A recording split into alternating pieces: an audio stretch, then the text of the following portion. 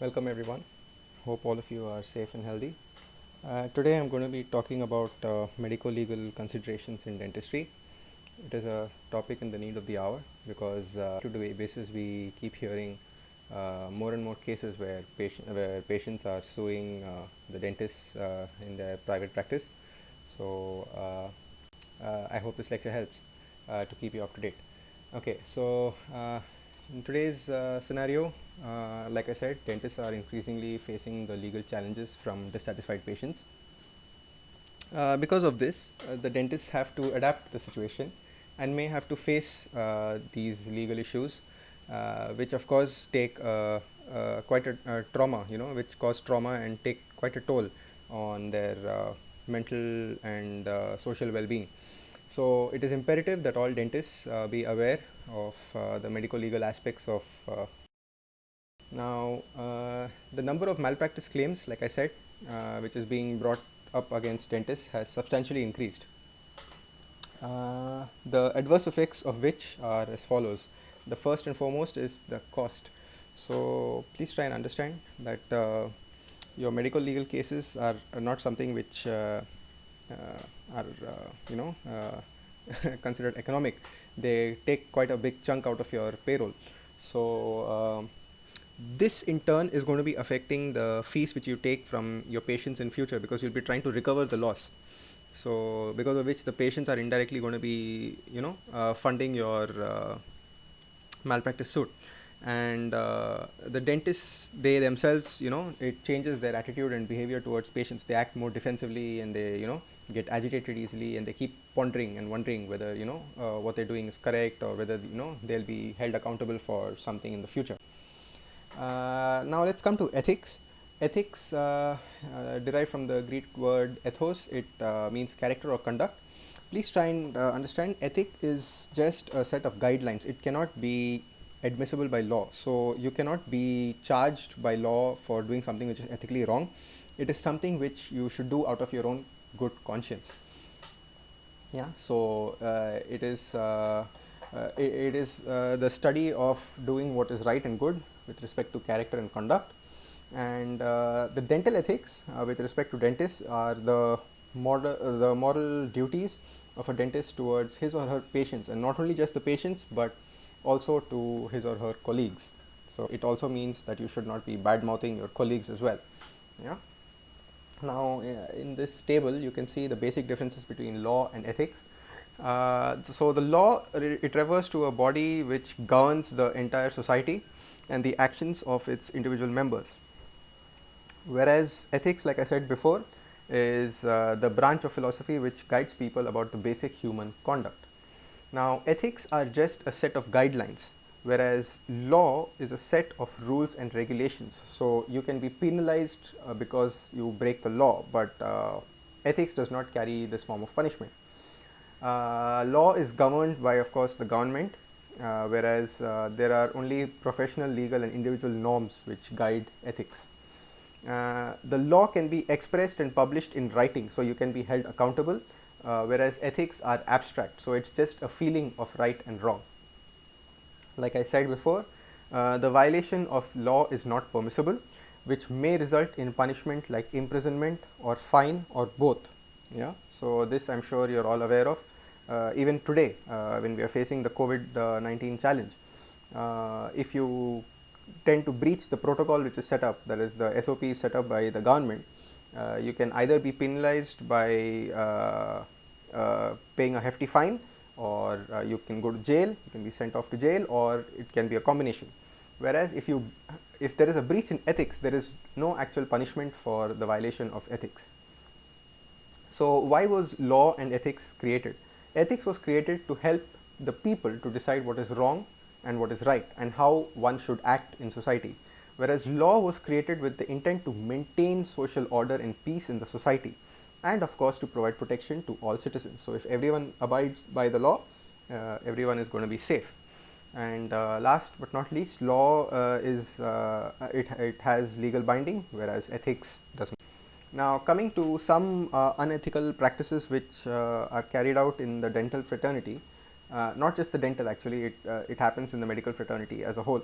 So the first is practice by unregistered persons employed by the dentist. This has been happening worldwide. It is majorly seen in the developing countries where either you see the quacks or the dental hygienists. What they do is they open the dental clinic in the name of some dentist, and they themselves sit and they practice dentistry. Although they may know how to do it, they are not professionally qualified. Yeah, so because of which it is wrong, it is unethical. Also, there are many dentists who actually employ hygienists, and if the patient load increases, that means if there are too many patients, they actually let the hygienists perform the minor dental treatments.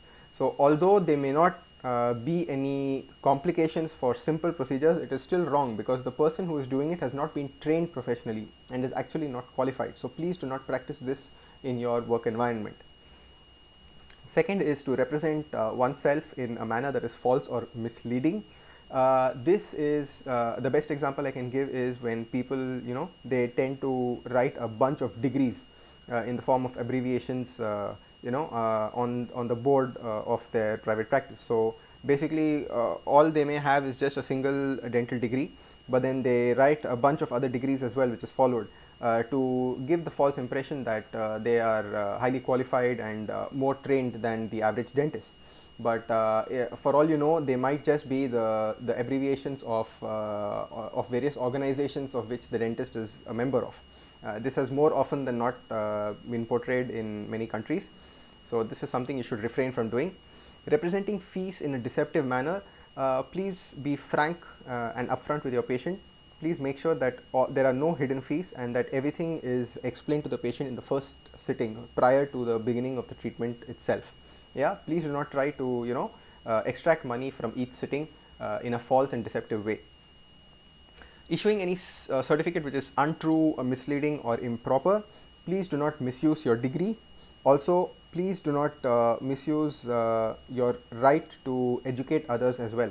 Now, a lot of people, what they do is, as a side business, they tend to conduct courses, which may not be approved by the regulatory bodies. Please do not attempt to do so because it is not ethically correct, and it's not just about ethics, it can also be brought under the court of law.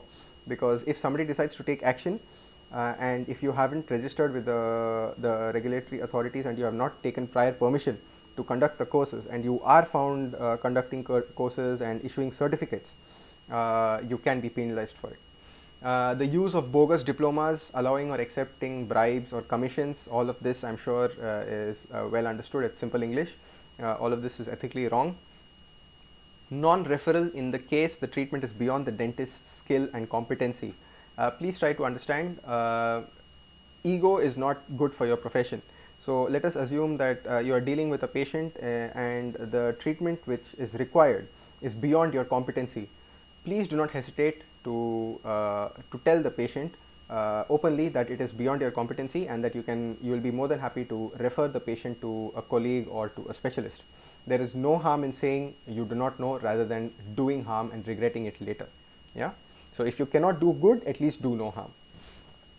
Performing unnecessary services for the purpose of monetary gain, you cannot, without any necessity, you cannot just go on treating the patient just for the purpose of extracting money from them. It is wrong, it is ethically incorrect.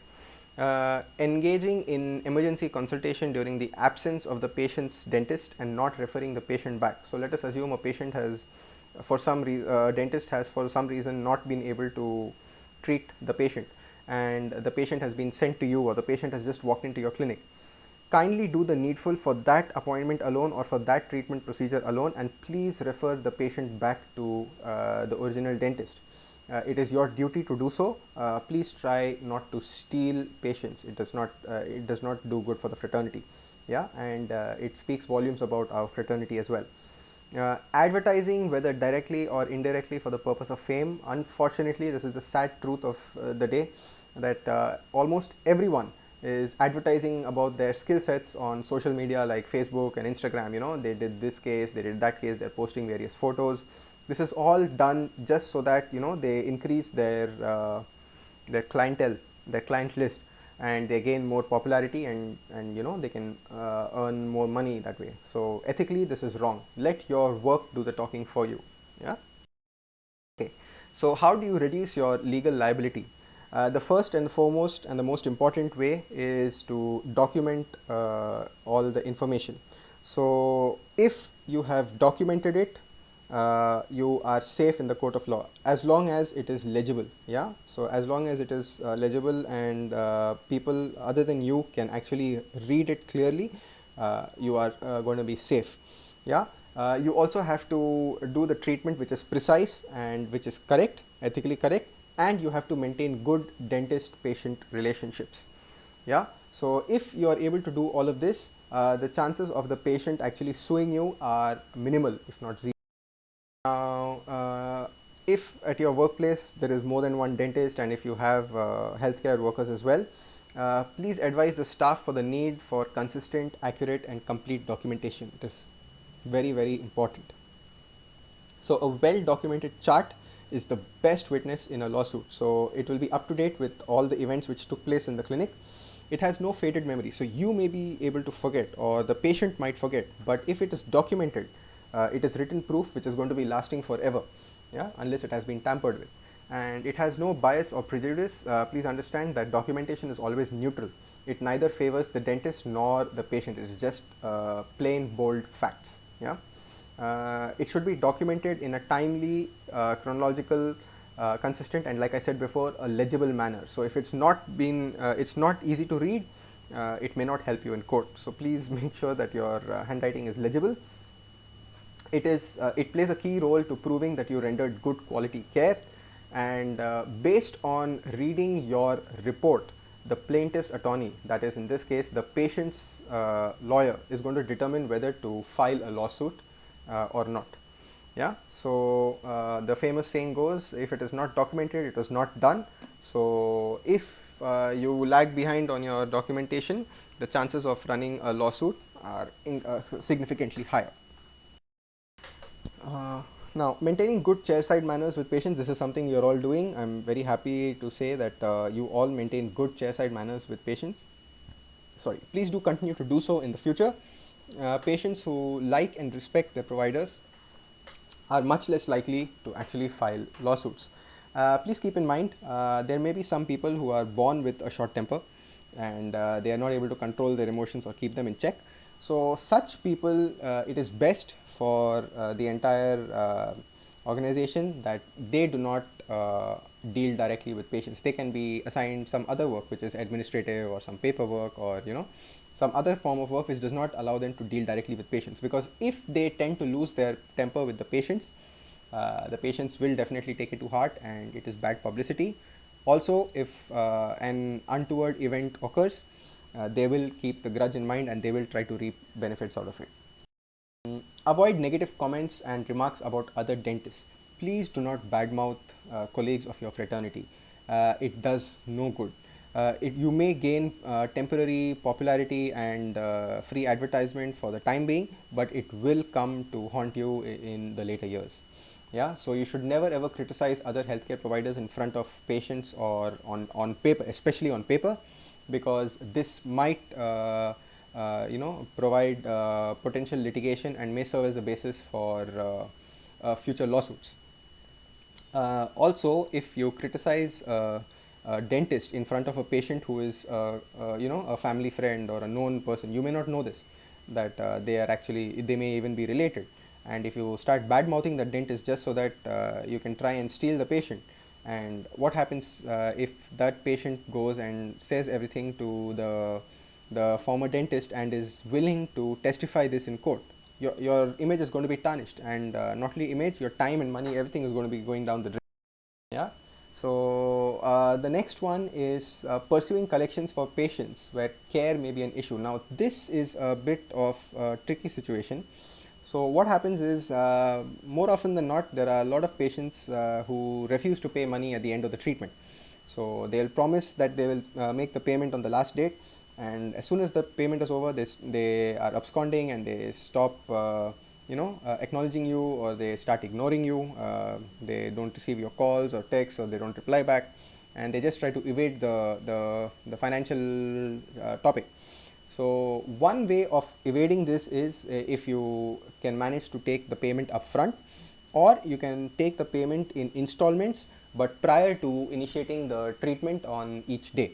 Yeah. And what happens is, unfortunately, if the situation arises where a patient has managed to get the treatment completed and is not willing to make the payment, if you wish to proceed in the legal way, please keep in mind you have to assess, you have to keep a risk assessment, you have to conduct a risk assessment and find out whether the amount of money and time you are going to be investing in trying to retrieve that money is actually worth it or not. So if it is perhaps if you think that it is peanuts, if the amount is very very little, and you think that by investing that much amount of time, instead of going to court, if you invest it into your practice and you think that you can recover that money, I suggest you just let it go, because it will save you the hassle and the tension, and the money as well, because no lawyer is going to work for you for free. So you're going to have to pay for the lawyer's fees, the court charges, etc. Yeah. So please perform a risk benefit analysis before each collection attempt. Only if you think it is worth it. Don't let your ego come in between. It shouldn't be like, I cannot allow one person to steal from me, then everyone is going to try it. Please do not have that attitude, and please do not take that approach. It might prove costlier to you than expected.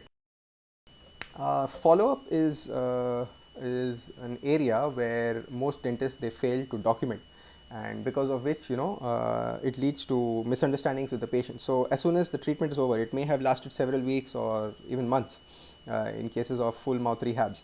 So what happens is, both the dentist and the patient are they're actually impatient and they just want to get it over with. So as soon as the treatment is over, the patient makes the payment and the patient just walks away. Dentist also just ignores and does not follow up, does not give a recall date, does not give the post-op instructions, does not give the possible outcomes in the near future about the treatment which has been given. Suddenly one fine day, the patient walks in and says that something has gone wrong, and the patient was not warned about this as a possible side effect, and bam, there's a lawsuit which is waiting for you. So please always make it a point to follow up with patients and document that the follow-up was done. And by documenting, it means that the patient signature is also there.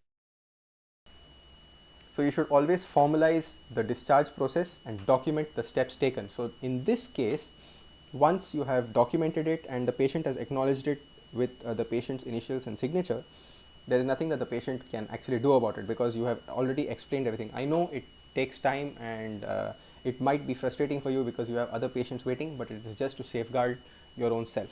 Okay. Now coming to the most common risk management issues. Okay, these are certain cases where you can land up in lawsuits. First is the lack of informed consent. So you just you perform your diagnosis and you just start off with the treatment without even explaining to the patient what you're going to be doing. Later on, if the patient, God forbid, if the patient tends to sue you, the patient will bluntly just say it in court that the patient had no idea what was going on and he was not ready for it. Then what are you going to do? Yeah. So you always have to have the patient on board with you. Correct. Now next is the failure to diagnose. This is just because you did not pay enough attention on your first visit. You have to document all the findings in your case sheets so that you can treat the patient accordingly in a chronological manner. Lack of thorough examination is, of course, it happens because of carelessness, and failure to follow up on emergencies. So follow up is extremely important. So the first sitting, the patient is in discomfort, so the patient comes to you and the patient readily gets the treatment done from you. But after that, because the pain has disappeared and the symptoms have disappeared, the patient decides not to come back. It is your duty to actually follow up with the patient and find out whether the patient is going to come or not. Because if you do not carry out the follow-up, you have no proof that you actually tried to get in touch with the patient. Then the patient can actually say that I was never given an appointment, or he can try to take the wrong turn and try to put the blame on you. So please always try to follow up with especially with your emergency cases. Treatment of the wrong tooth. This is because of negligence on our part. Either you read the tooth number wrong, or because you're thinking about something at some point of time, you tend to treat the wrong tooth on the whole. especially the opposite side. It has happened on so many instances. So because of which you can get into medical legal cases. Lack of an inadequate treatment plan. So if you have not listed out the entire treatment plan and the patient is not on board, the patient does not know what is happening, what is supposed to happen, yes, this can work down on your favor instead of up in reduce your malpractice risk. Provide conscientious dental care. So you should have a clear conscience and you should know that what you're doing is correct. The patient should also be aware of the options which are available for the treatment. The patient should also have a role in deciding what kind of treatment the patient wants. Yeah. For your employees, kindly encourage and support continuing dental education. It's not just for your employees, but it's for yourself also, so that you keep keep up with the market and the current trends for your healthcare, so that you continue to update yourself and continue to educate yourself, so that you can provide the best treatment possible. Like I mentioned before, please make clear and legible entries in the health record. If it cannot be read out in court, it cannot help you, so then the documentation goes to waste. Bring the patient into the decision making process through informed consent. This is very, very important.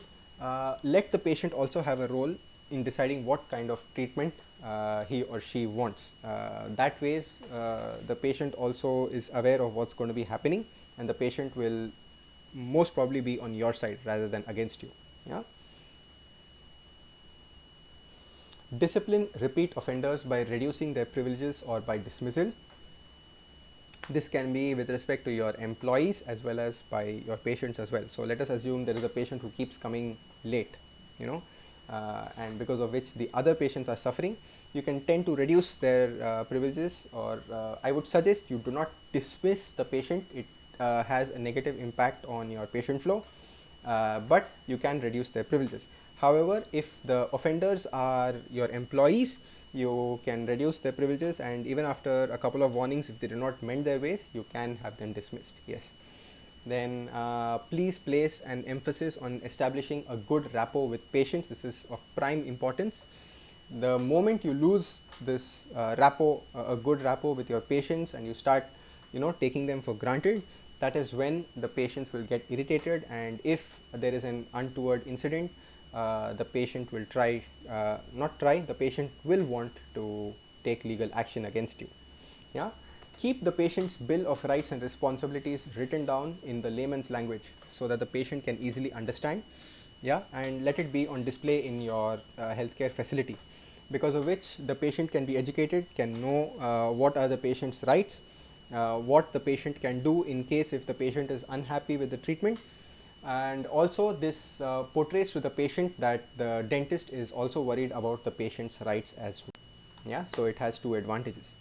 Now, the cases which have to be registered as medical legal cases in general, these are some examples of cases which the moment you see them, the first thing you have to do is to alert the authorities. So road traffic and roadside accidents, you have to alert the authorities. Any burn injuries due to any suspicious cause, accidents occurring in workplaces such as factories, if there is any suspicion of some sort of poisoning, if there are any sexual offences which have happened, any domestic violence, homicidal injuries, child abuse. Even if the patient is suicidal, you need to alert the authorities. And of course, there may be some cases which are referred by the police or a court of law for some medical legal requirements. If the patient is unconscious, in which you do not know the reason for unconsciousness, you have to alert the authorities. You have to alert the medical doctors, so that they can actually come and they can resuscitate the patient. Yeah, and they can also document it as well from their side. Okay. Now, coming to consent, like I said, obtaining consent is of prime importance. It is a legal requirement in healthcare, and it has to be applied in your day-to-day practice. The dentists, they have to give their patients the appropriate information about the treatment which is going to be carried out, the risks which are associated with the treatment, and the benefits, so that they themselves can play a role in deciding the kind of treatment which they want. Yeah, so that they are also on board the decision making process. And once the once it is established that both parties, that is the doctor as well as the patients, are play an equal role in taking part in the decision making process, it actually boosts up the confidence of the patient in the dentist as well. It also helps in building up that rapport, and because of which the patient would very seldom tend to turn against. Okay, so what are the key elements which are in the process of obtaining consent? So the first and foremost is to build up the rapport. So you introduce yourself, greet the patient with a smile, take the time to document everything, try to establish a good rapport by being friendly to the patient, share the information about the concerns of the patient. That means you can explain to them, you educate them as to why they are suffering from this kind of a problem, how it can be averted and how it can be mended. Discuss the possible treatment options, yeah, including doing nothing. In some scenarios, waiting and watching can prove to be the best form of treatment, yeah. By discussing the possible treatment options, you're actually allowing the patient also to decide what he or she wants. Explain about the risks and expected benefits, the costs and the time likely to be involved with each treatment plan. So if the patient, is in a hurry to get the treatment done, and the patient expects everything to be done in a day, and you do not tell the patient, and you keep scheduling appointment after appointment to the patient, that is going to annoy him or her. So you have to explain the time as well. It is of prime importance. Time is money, yeah. Now the dentist should always invite questions from the patients, just to make sure that the patient has understood and is totally on board. And of course, the patient's explicit consent. Most helpful would be the written form of consent. That means the patient's signature at the end of the discussion and at the end of the documentation will play a role to safeguard you in. Now, these are the principles of good practice. They are basically ethical principles. So these are your set of they cannot be enforced by law, but they help you to work with a clear conscience. So the first is to do good. So always think about the welfare of the patient and put the patient's best interests as the priority. If you are not able to do good, at least do no harm. Okay, so this can be done by keeping track of current knowledge and skills, keep going for continuing dental education programs, help to educate your employees as well. Please do not use unsterilized instruments.